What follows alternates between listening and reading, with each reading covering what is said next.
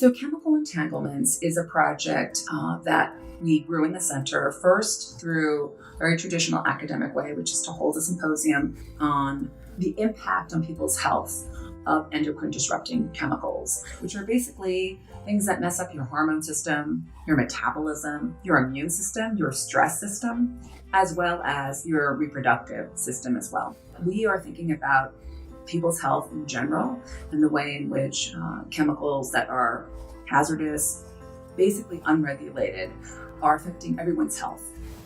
I've been working as a graduate student researcher with CSW, and I'm helping especially with an oral history project to collect histories of people with multiple chemical sensitivities.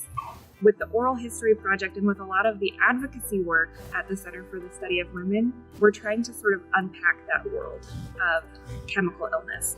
We're in a current social and political climate where people are discouraged to speak out for their needs, right? So the CSW is producing research and policies that really give credence to those voices of the oppressed groups.